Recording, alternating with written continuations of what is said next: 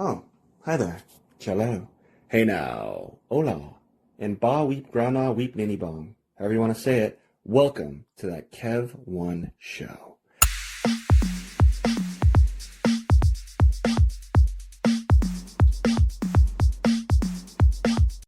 Well, friends, it's about that time. Dare I hope your favorite time, as we once more and likely deeper venture into the heart of the engine of what the memes declare, with hands open up wide, cinema.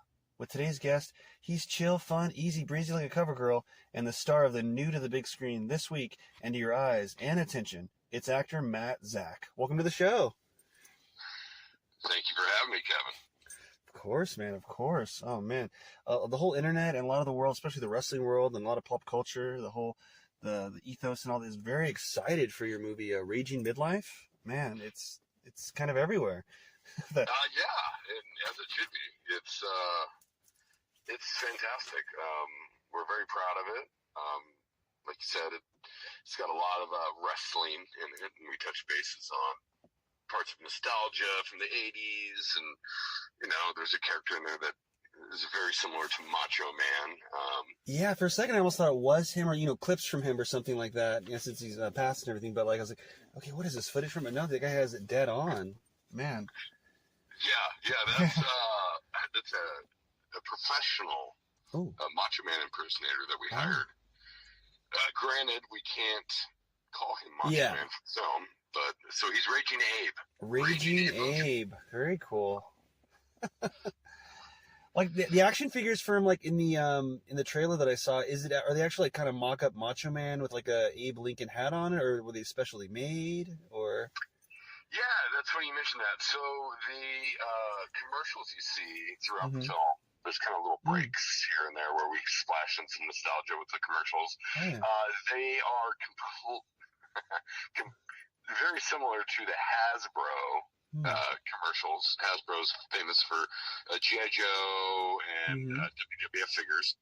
Those are very similar to the commercials of the early 90s. Yeah. Where Macho Man would often kind of do what this Raging Abe character does, and the figures themselves were originals, but they were modeled after the Hasbro action figures. 100%. Cool. Yeah. Who had now? Do you know if there were a couple made or just one made for the movie's production, or? So the Raging Ape figure itself, and actually, if you watch the film, it looks more like a He-Man action figure. Oh, hell yeah. I grew up on those. That's what got me into weightlifting at all. Too. Yeah. And I actually collect the Hasbro figures. I have close to the full collection. I have like 90 figures. So I brought some of my originals to use as like prototypes. So the one that looks like Raging Abe actually looks nothing like a Hasbro figure because it has 4 points of articulation. Both the arms move and both the legs move. Hasbro figures only had 2 points of articulation. The arms would move. That's all. Yeah. Okay, yeah. I'm trying to remember, because I collected He-Man, Thundercats, like Secret Wars, Superpowers. The wrestling figures I had the Thumb War ones, then I had the ones that were like just solid, which were not a bummer, but they were almost like they were just like a solid rubber figure, 100%. Those are the LJN figures from the late 80s. Yeah. The ones these are modeled after are Hasbro didn't put out WWF figures, and now WWE, until 1990. So the ones these are modeled after are those 1990 plus figures. But yes, you're absolutely right. I had some of those rubber figures that, there's no points of articulation. Yeah, I guess this is cool. It's like, what do I do? Well, you just grab the leg and smack yourself. Yeah, it looked cool on your shelf, but it was like, do I play with this? What do you right. No, I hit my sister in the head with it. Or a weapon. That's funny. That's so crazy. The thumb wrestling figures, too. Yeah, I had the thumb wrestling. It was Roddy Piper and the Iron Sheik. Oh, hell yeah. Those were the big ones, yeah. Iron Sheik's still around, going crazy. He knew about Hogan before anyone else. I remember him on Howard Stern and everything, screaming and I will fuck you in the ass, Hogan, you son of a bitch. Like, just going off, off kayfabe. Yeah, kayfabe. Hey, you know the lingo. Oh yeah, I know a bit of it. Well, Iron Sheik, he's he passed away. Oh, he did. Oh, okay. Yeah, he did. But he doesn't get enough respect. Yeah. He put Hogan on the map and also helped put WWE on the map. And he's kind of lost in the shuffle. Especially as a bad guy. Yeah, you need the bad guy, but yeah. Andre the Giant kind of took some of his, not on purpose, but being the spectacle that he is. Yeah. Was the main bad guy. Yeah. So. It's like, how could the Riddler keep up when we have Doomsday out of nowhere able to kill Superman and we have this actual straight up giant, Exactly. How can Hogan beat him at WrestleMania 3 or 2 or whatever, when he's undefeated, even though they fight each other in the territories before that, but yeah. Oh, 100%. Yeah. It wasn't until WrestleMania 3 that, was it 2 or 3, that Hogan slammed Andre the Giant. Meanwhile, go back a couple years, Hogan had been slamming Andre in Japan for years. There was no internet, there was no way to see it, so nobody knew it was real until it was broadcast on pay-per-view. I love how all this works, and I love how, wrestling's just really back. I mean, I think going to Netflix really helped it and everything, and it's kind of cooler than it's ever been, maybe. Well, especially with, social media and stuff, and the internet not even being a thing way back then, so. Yeah, it's crazy. Yeah, 100%. I mean, especially nostalgic wrestling, like the 80s, 90s. I mean, they're pumping out documentaries. It's all very interesting. Because there's also something for everyone. Like, even my wife is, interested because it's like, all these guys died so young. So, that feeds into the... There's really... there's really something in it for everyone. Like you say, it's like... Because I got into it, I was doing homework, and it was the Attitude Era, the late Attitude Era with Triple H and the Dudley Boys and everything. I mean, I knew of it before, and, you kind of love it and everything, you almost had to, But, then I kind of fell out of it during COVID because it was just kind of depressing seeing, Stone Cold trying to talk to empty chairs, and even I was almost being armchair director, guys, you guys have the Titantron and the great, just show the Titantron and kind of zoom in more, you guys, you can just, and then, I think AEW, their competitor was really kind of doing it better that way, and then with the social media, like I was saying, it made it all popular. So I was able to keep it with the Bloodline storyline because TikTok was blowing up, being hilarious with it with Sami Zayn and everything. So then I kind of got back into it. I think that WrestleMania, because I one of the few streaming platforms I pay for, not getting from a friend or an ex or whoever, is Peacock. So I was I'll watch WrestleMania. So I got crazy back into it, and now it's a house of fire worldwide with Netflix and just everyone, social media wise, and the reality shows, and it's alive and well. I mean, you're right. They do kind of scratch all the itches. Soap opera, stunt, everything. I'm all for it. I don't ever want to see pro wrestling go away, but the new wrestling, I'm not. I don't watch much of it. There's a lot of dialogue, a lot of filler. It's just like with anything. There's an arc, and maybe it'll come back up a little bit. It's still great. I don't ever want to see it go. No, it's a great industry, and it helps entertainment as a whole. You know what I mean? I mean, The Rock. I don't know if The Rock's still number 1, but he was the highest paid actor for a while. He's got to be the top 5 still or something, I imagine. Whoever's number 1, but so The Rock he's still up there, and he actually made an appearance at the most recent pay-per-view for us, WWE. And the funny thing is when you bring out the nostalgia, especially the Attitude Era, Stone Cold, you hear the glass break. That's going to get the biggest pop. It's going to get the way bigger pop. Or you bring out The Rock, it's going to get a way bigger pop. Or they brought back John Cena, and obviously he's doing a lot of films now, and it's that's how they keep it going, and that's kind of how it's always been too. That's how it was in the 80s. Even though Hogan was an up and comer, they still had to bring guys like Bob Backlund and all this to keep the thing going. So it's alive and well. Yeah, one thing I just love about it is it does cover everything. It's a soap opera. It's stunt. It has the supernatural stuff with say The Undertaker. I mean, and the whole bleeding the lines between real and fantasy. I mean, and any way you slice it, I mean, it's real physicality. They're doing it all in one take, any way you slice it too, in front of an audience, and they're doing it so close that, you know, soft punches, hard punches, barrel, whatever you want to call it. It's just so all there. And you ever see the John Cena versus The Rock really hating each other? I saw that documentary recently. Yeah, just so much. It covers a lot of bases. Oh, it does, 100%. Yeah. And, you know, I think we kind of, they even, the stars of today will admit now, like, yeah, things are predetermined. You know, it is a show. It is an experience for the fans, but it's 100% real. Like, yeah, I mean, like you see the bruises like episodes later, and yeah, many injuries. I remember whenever I was kind of first into it, one of my first favorite wrestlers, when you pick a favorite, was Triple H, and you got that quadricep injury. It was crazy how gruesome that was, and him finishing his match, and then I remember that. I remember that. Yeah, and just think about, you know, the short lifespan of a lot of these guys. Yeah. It's wonderful entertainment for all of us at home, but it's also tragic. Yeah, Eddie Guerrero died really young, and yeah, so many. Yeah.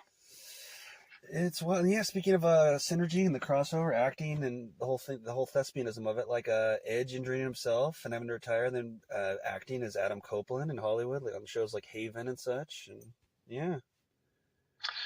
Yeah, totally. The crossover is awesome. real. Yeah. Right. It's real. It is a good crossover. I mean, go out every night, perform in front of, you know, thousands.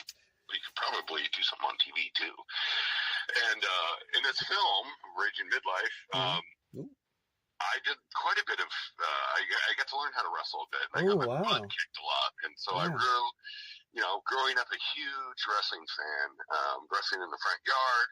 But now that I'm in my Raging Midlife, I'm in my 40s.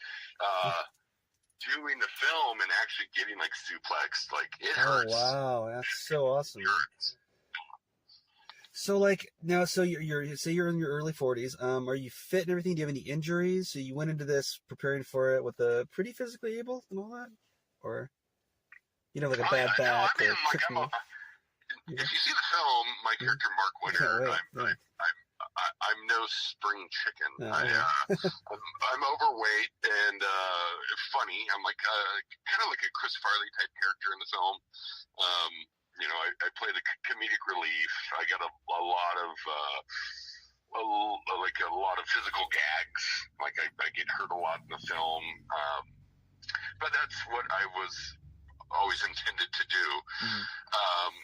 But going into the wrestling part of it, you know, I was healthy enough. You know, it's inspired me to maybe get a little healthier, because it did hurt. I mean, there was I did injure myself. Oh my God!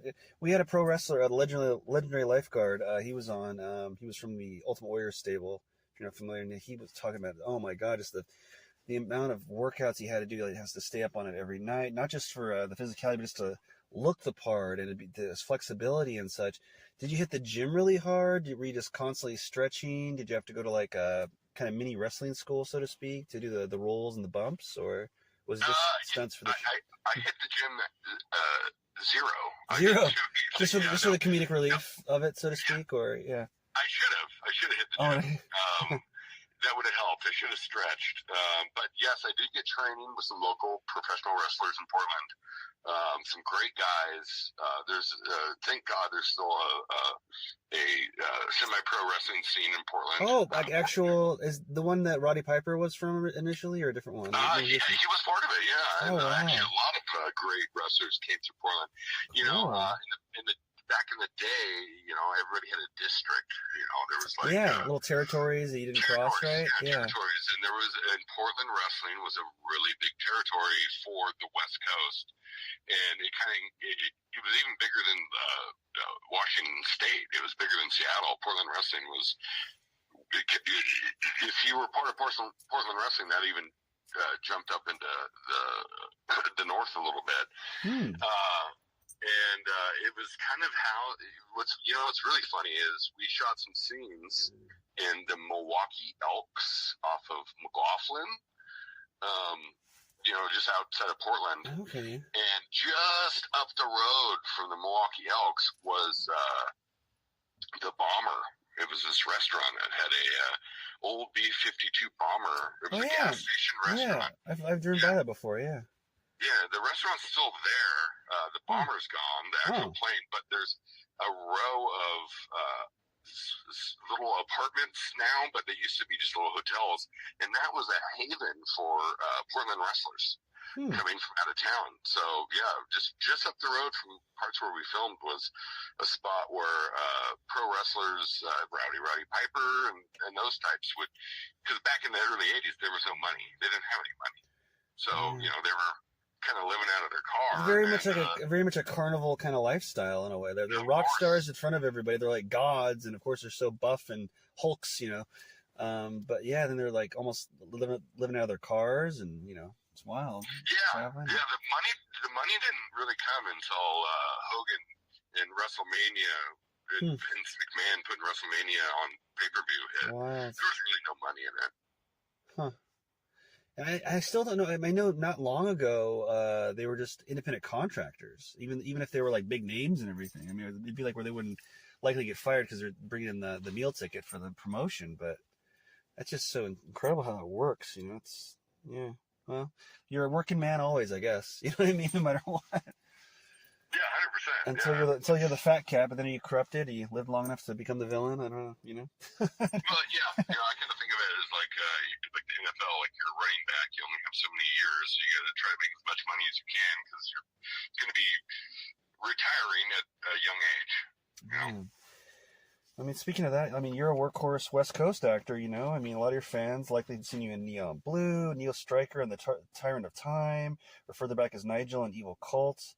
But yeah, I mean, people are going to definitely see you now and hitting big screens now with this. I mean, and I know it was the Austin Film Festival. Where can fans see it more widely released? I know it's hitting screens. I know like Nick Costa, the producer's on a plane to Hollywood now. He's probably there now for a premiere. But where is it going to be wildly available for our audience? For the general audience, because it is playing in theaters in certain parts of the nation. So, you know, I can confidently say it's in theaters across the nation. Yeah, I mean, it's kind of cool. It's in select cities. Yeah, I love that. It's true. Select cities. You can't just go to your local Regal and like walk in and expect to see this like you're going to go watch Moana or something. However, it's going to be in theaters. It's best seen on the big screen, but it's completely available to everybody across the world. If you have Apple TV, you can rent it. If you don't, you can download the Fandango at Home app, or you can just, if you have a smart TV, say it into your remote, and it'll pull up an option to rent it, and it's really fun. Oh, very cool. Worldwide. I didn't realize it was worldwide right now. I was pretty sure it was. I know it was streamed. I know it was you know, in select theaters, and I remember Nick saying maybe a video on demand or something like that. Oh, awesome. So you said Apple, pretty much just say into your remote. It's got to be Fandango if you have Roku, for example. It's pretty much everywhere. So Raging Midlife. I mean, and this cast, I mean, like, you got Paula Abdul, Walter Koenig from Star Trek, if you guys didn't know, the Eddie Griffin, and many more, even more than a couple actors from my hometown of Portland. I mean, just wow. I mean, yeah, it's incredible. Yeah, 100%. Yeah, I mean, Paula has a wonderful scene in the film. She's a solid part of it. Just watch the movie and remember the name Mary Todd. That's the character. Eddie Griffin has some great scenes. He also narrates a bunch of the film. And then Walter Koenig, who was the original Chekhov in Star Trek, him and his wife have this hilarious scene that takes place in an adult store, and it's great. It's really great. So those are the anchors, the big stars. But you know, myself and Nick and Rob were the main characters of this buddy comedy. Very cool, man. Yeah. So, I mean, I've seen the trailer many times. I'm gonna watch it tonight since I know it's readily available video on demand, or maybe I'll see if it's maybe I'm lucky enough to be close to a select city. I'm in Vancouver right now at the studio, not far from Portland, so maybe it's hit a theater around me, or I'll see it on video on demand if it's not tonight, 'cause it's right up my alley. But I don't want to spoil everything with the trailer that I've seen many times. It looks so good, lasers and stuff. How would you immediately describe out of the box Raging Midlife to a new audience who are not familiar with it? It it's just a lot of fun. Mm-hmm. What I want to say about this film is there are movies that come out that like are pushed by big studios and a lot of money. This was 100% locally organic. People from Portland, Oregon City that made this film. So it's if I've read some reviews that, you know, have been like a little, some good, some like, but this isn't for, there was no corporate push. This is a movie for film buffs, a movie for everybody that's ever wanted to make a movie ever, to just show that, hey, we can do it, and it's a lot of fun. So you just got to kick your feet up and enjoy what you see, because it is fun. Oh, hell yeah. Yeah, like I said, do a lot of, from like Fred Miller, Richard, a lot of like Coen Brothers actors I've had on the show, and to a lot of directors, like, yeah, I do the quote, I feel like I say it too many episodes, the Quentin Tarantino quote that he said at the Oscar podium, just make your movie if you want to make a movie, you know what I mean? And nowadays it's even more true than when he said that, when I think he won for Pulp Fiction screenplay. Like, you can make it with a smartphone now. You can make it with an iPhone or even an Android phone nowadays, let alone a camera. If you're lucky enough to have a Red One camera, or, I mean, there's film students. I mean, it's like I said to a lot of filmmakers, and everyone always agrees, from the biggest productions to the smallest, 40-hour film festivals. It's like, it's that same engine. It's that same, and the vibe is definitely alive in the trailer for this. And by the sound of it, I just can't wait to see it. Just make that movie. It just seems like, and it's great that the love of film is in it, because, yeah. 100%. If you're a filmmaker, you're going to love this movie. You're going to be like, oh, this is me. I can see myself in this. This is, people I relate with made this. There's no studio influence. There's no, major money backing telling us what we had to do. And that's why I love it so much. I've watched it 3 times already, and it's my favorite movie. Oh, awesome. Yeah. Oh, man. I'm definitely seeing it tonight. This weekend, if I have to wait a day to see it in theaters, depending on time-wise. But if it's not around a theater, I'm going to see it tonight. But, yeah. Oh. But, yeah, so the premise is what? You and your co-star are like teens who lose their most prized vintage wrestling T-shirt of Raging Abe, and they're on the quest to get it before a friend's family member dies. I remember the trailer. Yeah, that's pretty much it. Myself, I play Mark, and then Alex, who is played by Nick, who's the producer of the film. We attend an event called Wrestle Madness, which is the equivalent of WrestleMania 3. And Raging Abe Lincoln is the equivalent of Hulk Hogan, but he's based off Macho Man quite a bit, as you will see. Yeah. He throws his tank top into the audience, and we catch it, and then we lose it. But years later, us still being obsessed fanboys, we find it on an online auction, and then we get outbid at the last second, and that spurs the film, the excitement and the adventure of us trying to get it back, which also entails some romance, because who is the winning bidder is a beautiful woman, and Nick, the main character, may or may not fall for her. So it has the classic elements of everything you've ever wanted. You've seen this movie 100 times, but you haven't seen this movie, I'm the comic relief. I do a lot of stupid, funny things, and there's action, adventure, a little bit of sci-fi, some romance. It's got everything. That's so awesome. Yeah, I even saw like in the trailer a flash of like, it looked like a proton pack blast from Ghostbusters or something like that. I was like, what is happening? I was like, I gotta see this. Like a court case with you guys sitting there, and just besides all that, it just seems like this is like a little of everything, kind of like wrestling, Oh yeah, we scratch the itch. If you're in your late 30s to later 40s, this scratches the itch for you. There's, like you said, the proton pack. There's some sci-fi elements. There's plenty of retro nostalgia in there. It's fun. Huh. Man, and like I was looking up on my screen here, I just have the poster for it. Man, just tell me you have the stellar Raging Midlife poster on your wall framed. It's like every actor's dream to, like, you know, have their own poster or merch with them on it. And you're featured on the poster, dramatically like reaching for that T-shirt, like Money in the Bank or something like that. And you're like, like an old time kind of painted poster, kind of like Back to the Future or Goonies. It feels like, looks like. Yeah, Divided yeah. it. It's funny you mentioned that. I'm actually in my home office looking at my Drusen posters, Big Trouble in Little China, Back to the Future, right in front of me. The film. Bro. Go ahead. I need that in my office. Yeah, you do. You should. The poster's great. Yeah, Matt Haley, who is a local artist for some comics, and he's done all kinds of stuff. He's kind of locally famous, and he did the artwork for the film, and I'm lucky enough to be there in all my glory in the top right corner without my beard. I always have a beard. It's my big fat chin. There I am holding the shirt, and yeah, it is reminiscent of like a Drew Struzan poster. What's really funny is Drew Struzan. He was the guy who painted the Back to the Future posters. Yeah, Drew Struzan, who did the artwork for Big Trouble in Little China, Back to the Future, all kinds of things. He actually went to Oregon City High School. No way, really? 100%. Bro. And that's where we are from.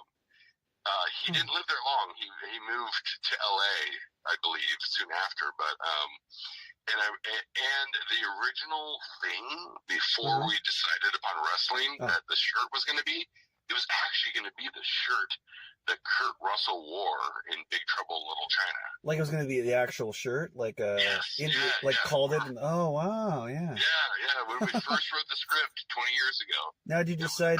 You realize you just realized what you have to licensing, and you have to not lawsuits, but you'd have to like get permission, or is that what you changed it, or what?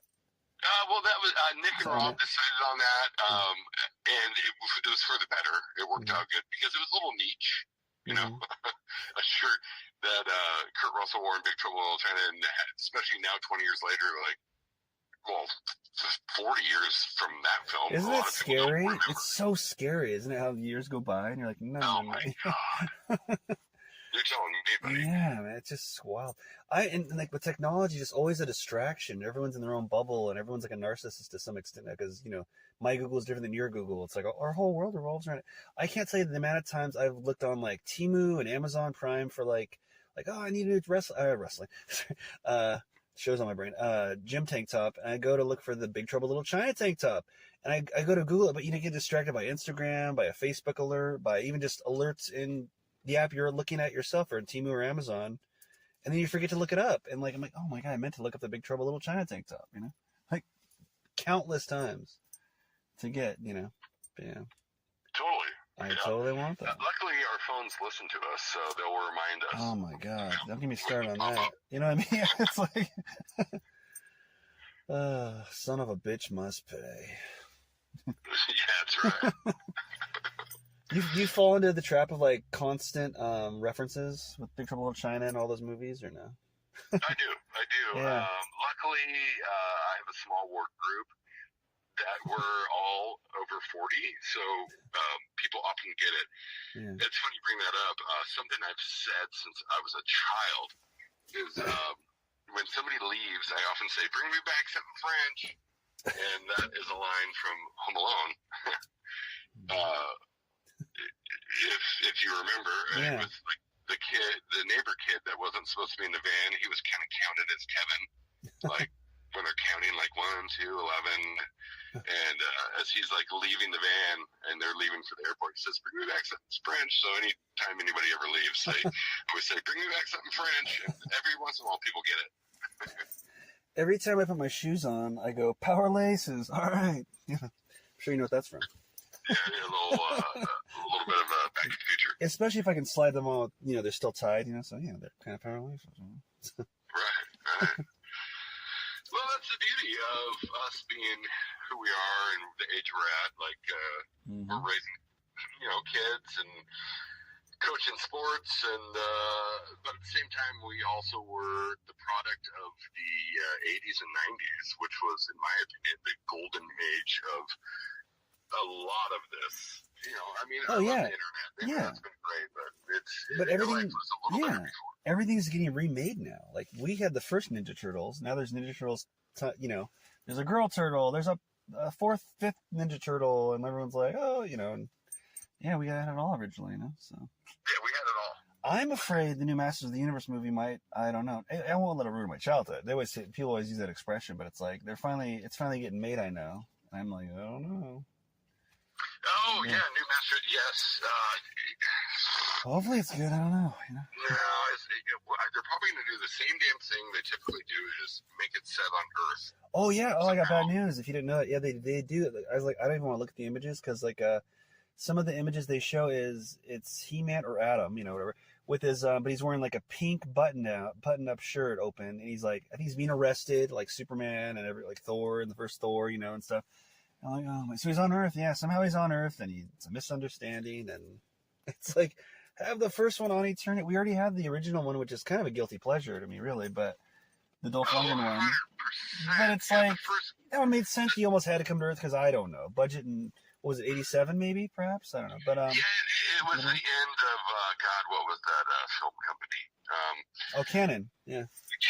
Canon Films. It was one of the last big budget Canon films, and they had actually Captain America. They had so many licenses to Canon Films, and they just screwed it up.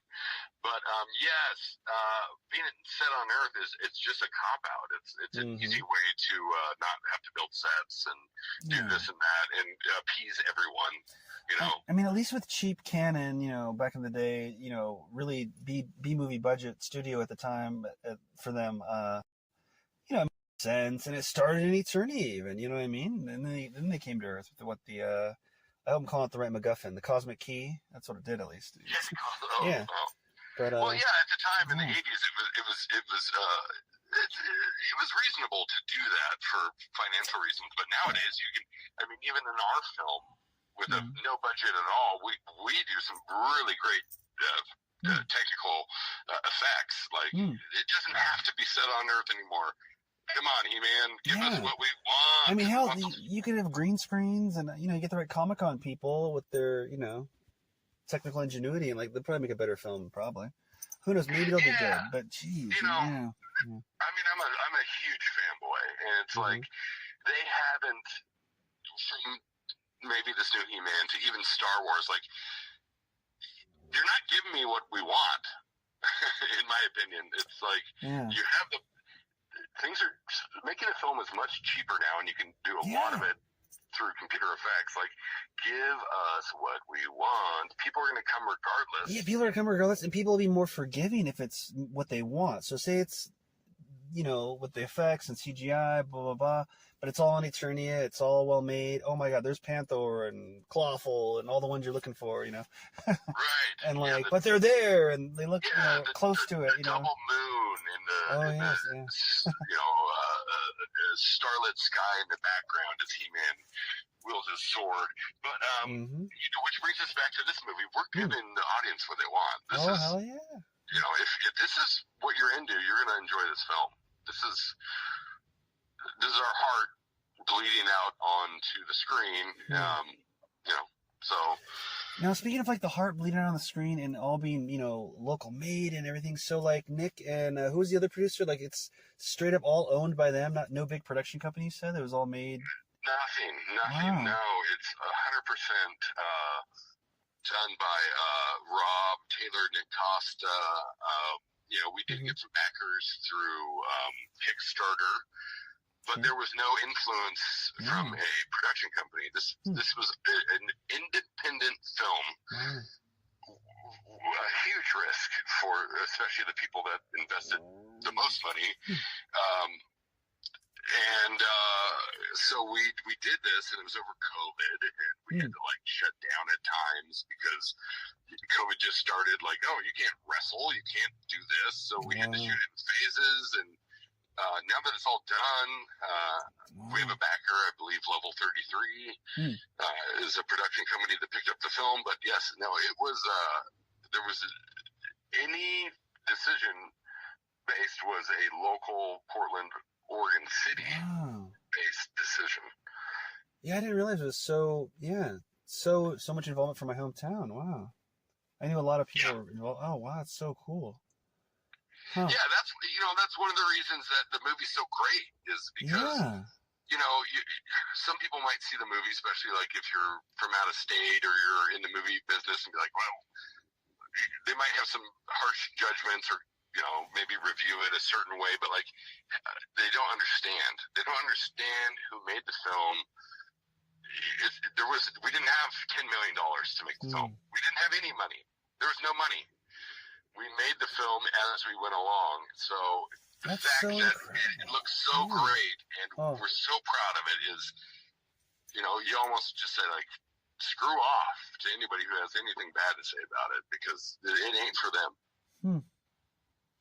So it was really made for like just the love of film and wow. So, And it's fun though. It's funny. Yeah. Paula Abdul's great in it. Eddie Griffin's great. The movie's great. Wow. I mean, I love it.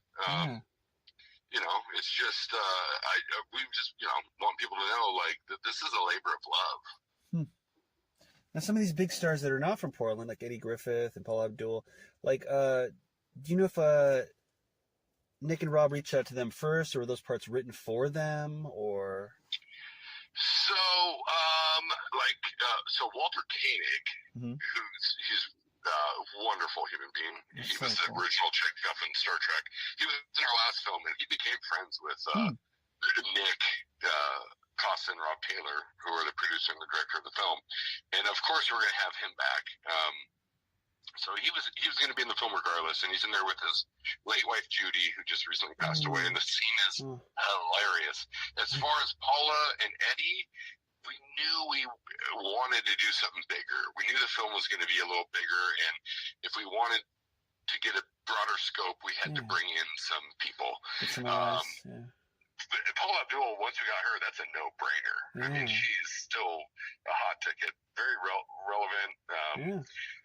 People love Paula, like especially if you're in your 40s or 50s. Like it's like Paula Abdul. What, you're in a movie, Paula Abdul? And then just getting Eddie Griffin was kind of a last minute thing, but it was like a blessing. Like, oh, Eddie, yes, and he's so good in the movie. So they, I believe that was Nick. A lot of that was Nick, who's the producer and one of the main stars of the movie, reaching out to their people to get them. That is so awesome, man. I'm so happy for you now. I mean, it's already excited for I would see it if it was made by people in Indiana, but knowing there was so much Portland involvement, it's just, and that level of talent, oy, oy, oy. Totally. If you're like a local filmmaker, or like you're like me, like, 30 years ago when I was 15, like this is just what you like. This, like, I love it. This is my type of film. This is any up-and-coming filmmakers type of film. They're going to love it. Well, I was just handed a patron question from one of our first patrons, and it's a question for an actor, and you are the newest actor on the show. Last one was a doctor, and I think so. An actor-related question from Patreon fan of the show, Leon Castile. Cool name if that's real, or fabricated. It's probably a video game character, I don't know. Now, I don't want to offend anyone myself, but people on the show know how I roll. I just believe if you're an actor, you're an artist, and, all these people take acting classes. I'm like, well, it's an art, you guys. But anyway, the question is, let's see. What is your acting method? Okay, so me, I did acting in college, in high school. Oh, yes, I was never one that was like I'm going to be an actor. I read the script. In fact, most of my acting teachers kind of probably looked at me as if I was like Adam Sandler in a way. Like, well, let's cast him because he's funny and he projects. But at the same time, as a movie buff, I've never been a theater type actor. I'm more of a film. I love it. I love the fact that you can say your lines and then cut and then be like, okay, god dang it, what are we doing now? I love it. I love film. Yeah, see, I love it all. I'm the same way. I always say film over theater. I love both, mind you, and it's all very important. But I always say like that. Derek, sorry, I can't remember this one. I always say film over theater. My preference myself, just because, and I love it all. It's all important, but only because, like with film, you see the director's vision, almost like a comic book storyboard. Like this is what we're supposed to see and hear. You're in a theater. It's like you might be behind a pillar, someone coughing, someone's on that side of the theater, someone's on this side of the stage. See, I'm more film because it's just the direct vision for me. So I agree for that reason. Yeah, I'm with you 100%.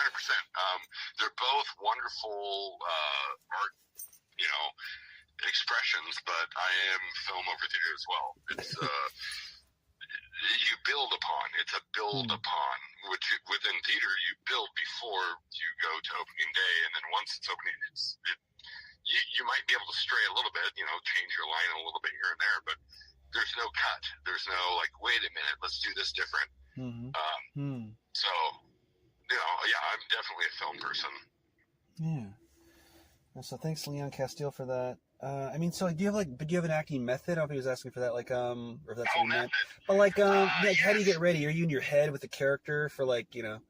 Yeah. It's tough. It's really hard. I mean, some people are just born to do it. I think some people are sociopaths and they just want to perform. They want to be seen. But if you're not, I think the best thing to do is try. You got to take a breath. You got to take a breath.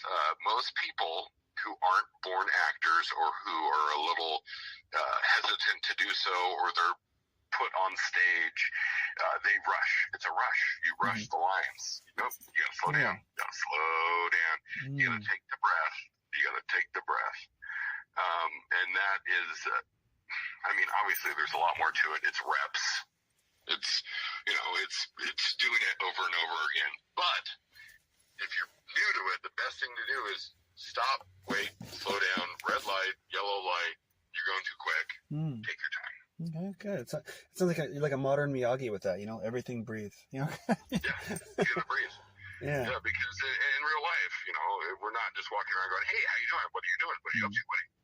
But, if somebody gives you a script and you just start reading it, that's what you do. Hey, how you doing? What are you doing?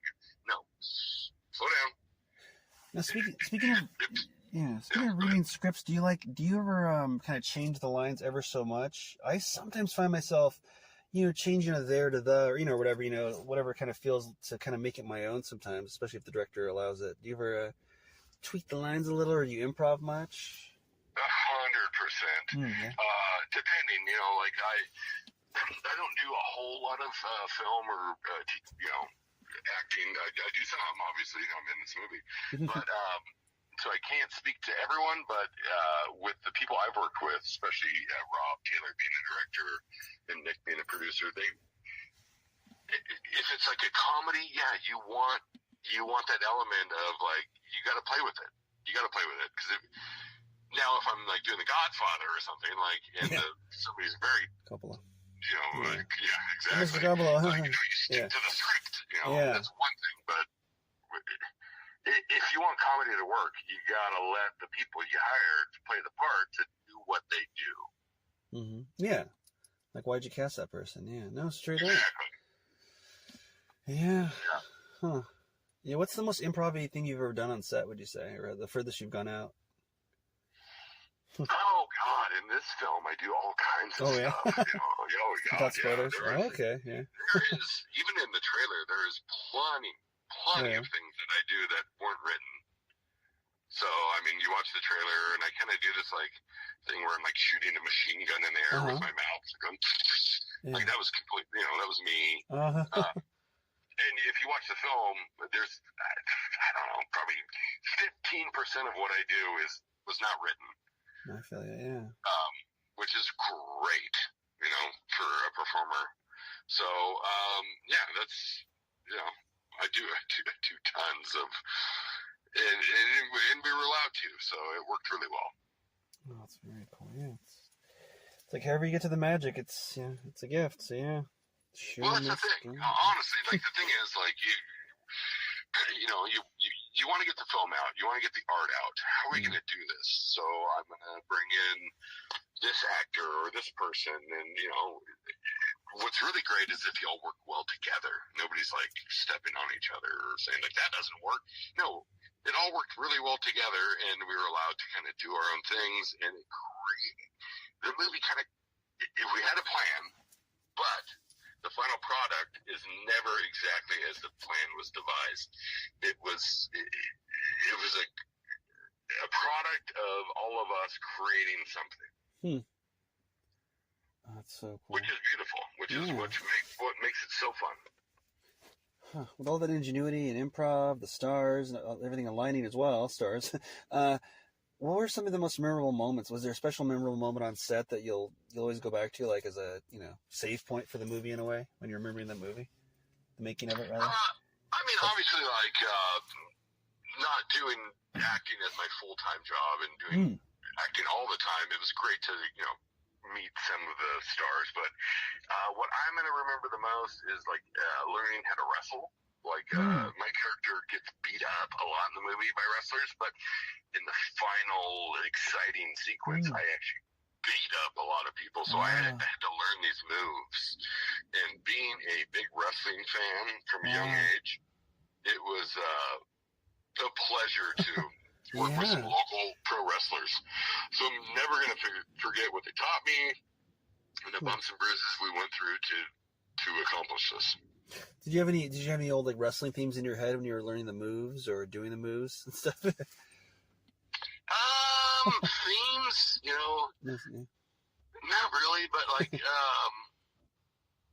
or did you channel any old wrestlers? You're like, this is just how Kurt Angle would have done it, or I'm getting flashbacks to. I love Hulk Hogan. I love the Ultimate Warrior. Yeah.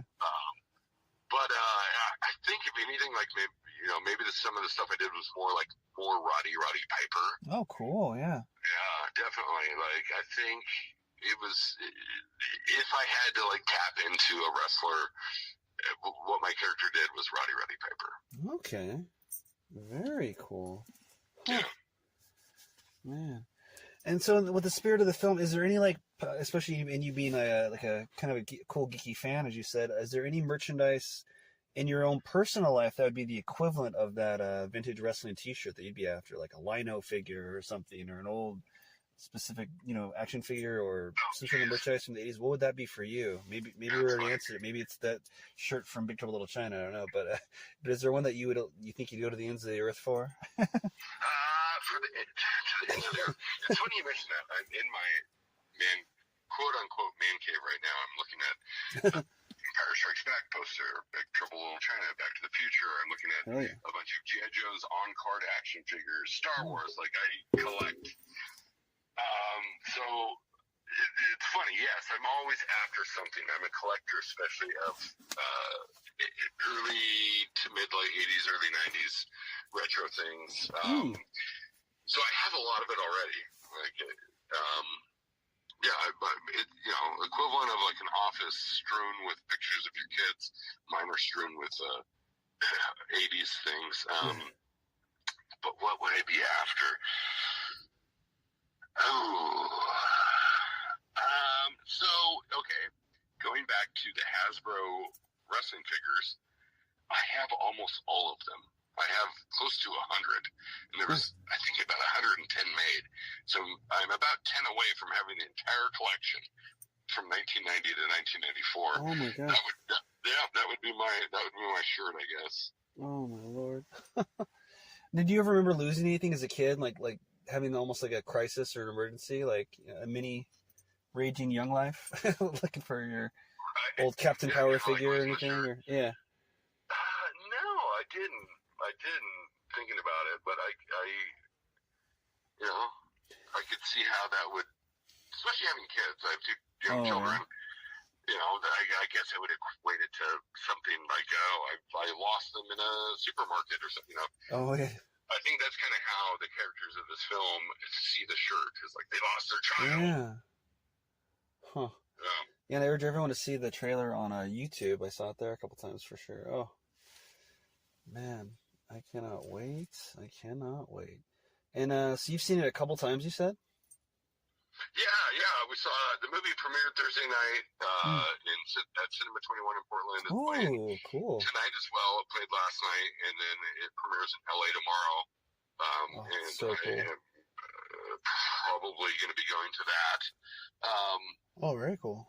Yeah, but so you're hopping on the radar right now. So in the meantime, we saw the premiere Thursday night, and Friday I had the day off, and let's rent it and just let it play.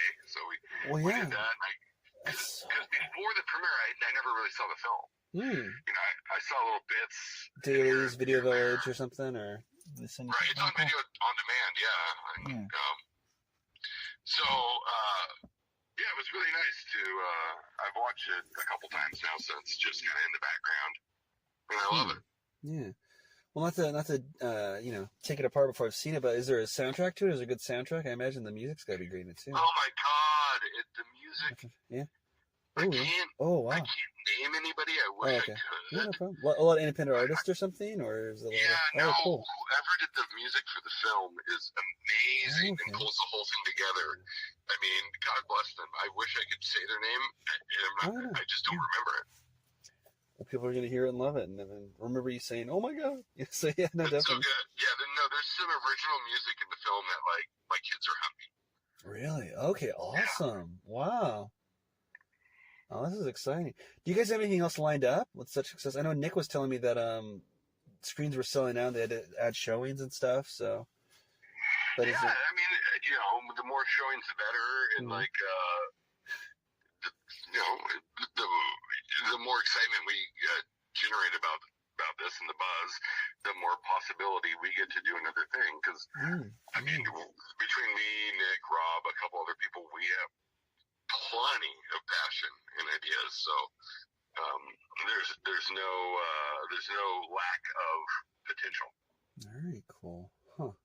Now, is there anything that you're in that you'd want to put a spotlight on that doesn't get a lot of attention yet in your no, I mean, obviously Raging Midlife. That's number one. There is there's an animated short coming out that I'm credited for on IMDb, actually by the director's brother, Neil Taylor, Neon Blue, which looks great, and I'm really proud of as well. But hopefully we get to see that soon.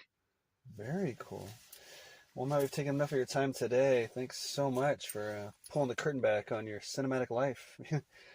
I can't wait to inevitably see you on set one day soon. Well, that's great. Thank you for the talk. Yeah. Oh, for sure, man. And tell Nick I'm getting tickets tonight. Yeah, tickets. Yeah, go ahead. Yeah, if you're in the Portland area, go to Cinema 21 if the tickets are still available. Yeah, I'm going to look that up right now, yeah. I'll be bringing dates. I'll consider it to purchased or video on demand. Yeah, on demand. It's there, see, in the remote. Oh, it's right up my alley, so, can't wait, man. Thanks again, bro. Thank you. Good night. All right, good night. And that was the man, the myth, Main Event Zak. Catch many of his past gems in Neon Blue coming soon. Streaming worldwide and Raging Midlife in theaters in select cities and, as you heard, on demand now. And next week, I'm getting the page right now. Oh, that's right. Let's just say, because I always like to leave it a surprise till the day of, right? But let's just say, if this chat's a rockin', don't come a knockin', but you will want to tune in. It'll surprise you, but it's sure to be plus-size affair. That'll leave you, your jaw on the floor. So catch that. It's going to be an exclusive story. Live for episode 50. Play it.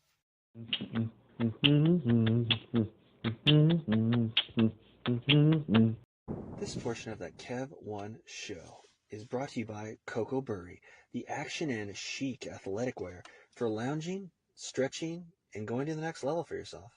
I have the olive green pair of athletic shorts that I wear on the weekends lately, so I do my version of yoga. I'm not a yoga enthusiast, but I do my stretches and my karate and taekwondo stuff that I know, especially when watching Cobra Kai and the like. So come on, guys, buy your own pair and jump in today. Rep the brand that is behind-the-scenes film talk, positive vibes, and discovering what the human condition is all about as nonstop creativity guides us on and on and on with that Kev1 Show merchandise. Now for sale at thatkev1show.etsy.com. That Kev1 Show, spelled of course that, K-E-V, number 1 N, show. Hey, you're a fan. You want to rep it. You know how to spell it. So get it today and glow with us. This portion of that Kev1 Show is supported by Bohemian Dream Gifts, made with organic and natural oils that nourish and hydrate your skin. Man, I don't know if it's the weather outside or the gym that was killing my skin, because my right elbow on the, it itched like the Dickens, like I was becoming like the lizard from Marvel Comics. I think it's that machine where you put your elbow in and do the lifts, for the bicep. But I was itching my skin like crazy during, well, I won't say who because I don't want them associated with rough skin, with one of our guests here in the near future here. But my right elbow was getting ashy and coming up, getting red and irritated. Anyway, I used some of the promotional cookie dough body oil from Bohemian Dream Gifts that they gave us, and my skin, I'm not kidding, came back. I can vouch for that one. The cookie dough oil body oil. The cookie dough body oil brought my skin back to life like an Evanescence song. I'm not kidding. My skin is smooth and happy again. 100%. You can buy cookie dough oil on Etsy at the Bohemian Dream Gifts shop. Check out their other stuff as well, but that's one that I swear by now. And as soon as my promotional one runs out, I'm going to order some myself. So go to Etsy and visit the Bohemian Dream Gifts shop today. What's better than your favorite talk show? Well, maybe homemade delicious food, cold beer, or a drink of your choosing in a comfortable atmosphere. Well, look no further than the Boulevard Tap House for the world-famous fish and chips, seafood, all-around delicious menu of pizza, all kinds of food, wings, steak bites, anything you can imagine when you want to watch the big game or catch some live jazz if you pick the right night. Open 7 days a week. Go to boulevardtaphouse.com right now. I like to go to their Terwilliger Curve location. That's the home location for their not only their fish and chips, and they knew that they always used to give me Caesar chicken salad and wine. They kind of made jokes and made fun of me that. My favorite food there now might just be the brand new Mark Kevin. That's a margarita pizza named after me. Don't know if they did it because I'm Italian or what, but I had it, and it is delicious and, dare I say, nutritious. Anyway, friends, go on in, have a great time. When you're there, you truly are family. No cap. Enjoy the Boulevard Tap House today.